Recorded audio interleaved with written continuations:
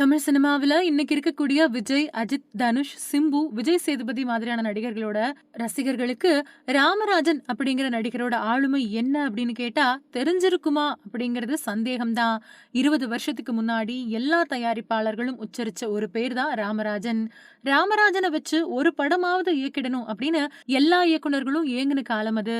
Rose powder, lipstick, colour கலரான சட்டை, மாட்டை நினைச்சு பாட்ட பாடுறது, ஆட்டுக்குட்டிய துண்டு மாதிரி தோள் மேல தூக்கி போட்டுக்கிட்டு நடக்கிறது அப்படின்னு தனக்குன்னு ஒரு அடையாளத்தை ஏற்படுத்திக்கிட்டு அதுல வெற்றியும் பார்த்தாரு ராமராஜன்.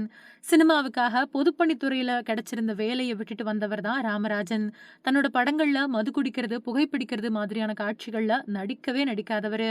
ஒரு நேரத்துல 40 படத்துல கதாநாயகனா நடிக்கிறதுக்கு ஒப்பந்தமாகி சினிமாவோட உச்சாணி கொம்புல உட்கார்ந்திருந்த மக்கள் நாயகன் ராமராஜனை பத்தி யாருக்குமே தெரியாத சுவாரஸ்யமான தகவல்கள தான் இப்ப நம்ம பார்க்க போறோம்.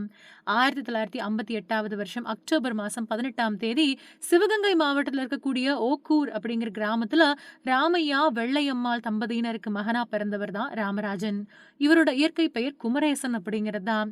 ராமராஜனுக்கு 2 சகோதரர்கள் அப்புறம் 2 சகோதரிகளும் இருக்காங்க.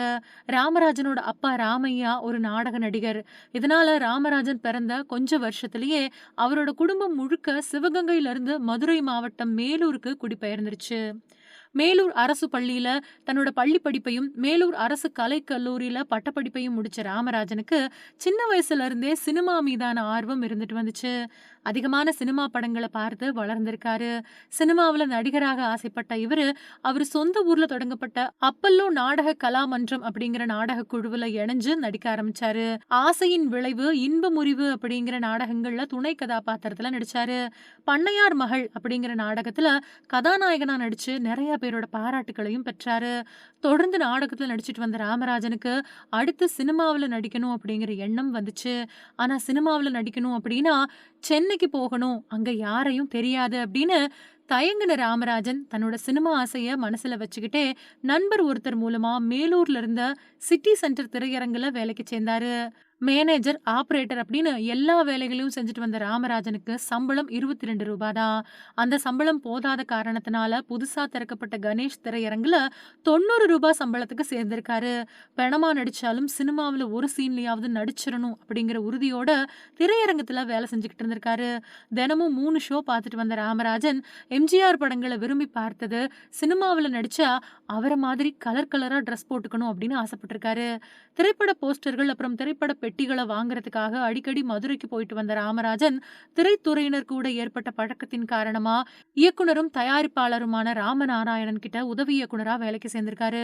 30க்கும் மேற்பட்ட படங்கள்ல உதவி இயக்குனராகவும் எழுத்தாளராகவும் பணிபுரிஞ்ச ராமராஜன் 1977வது வருஷம் ராமநாராயணன் தயாரிச்ச மீனாட்சி குங்குமம் அப்படிங்கிற படத்துல ஒரு சின்ன கதாபாத்திரத்துல நடிச்சிருந்தாரு.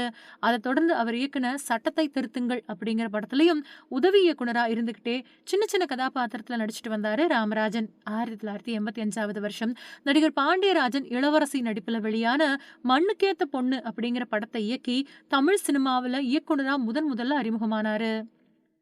முதல் படமே வெற்றி படமா அமைஞ்சதுக்கு அப்புறமா தொடர்ந்து ஹலோ யார் பேசுறது அப்படிங்கிற படத்தை இயக்குனாரு ராமராஜன். இந்த ஹலோ யார் பேசுறது அப்படிங்கிற படத்தை பார்த்த பாரதி ராஜா ராமராஜன் கிட்ட தனக்காக ஒரு படத்தை இயக்க சொல்லி கேட்டுக்கிட்டாரு. அப்படி இயக்குனர் பாரதி ராஜா கூட ராமராஜனுக்கு நல்ல பழக்கம் ஏற்பட்டுச்சு. இயக்குனர் பாரதி ராஜா அப்புறம் கங்கை அமரன் கிட்ட இணை இயக்குனரா இருந்துட்டு வந்த அழகப்பன் அப்படிங்கிறவரு நம்ம ஊரு நல்ல ஊரு அப்படிங்கிற படத்துல நாயகனை தேடிட்டு வந்தப்போ அவருக்கு அந்த படத்துல ராமராஜன் நடிச்சா பொருத்தமா இருக்கும் அப்படின்னு பரிந்துரை செஞ்சாரு இயக்குனர் பாரதி ராஜா. இப்படிதான் 1986வது வருஷம் நம்ம ஊரு நல்ல ஊரு அப்படிங்கிற படத்துல தமிழ் சினிமாவோட கதாநாயகனா அறிமுகமானாரு. அதுக்கு பின்னாடி ராமராஜனோட வளர்ச்சியை யாராலையும் தடுக்க முடியல.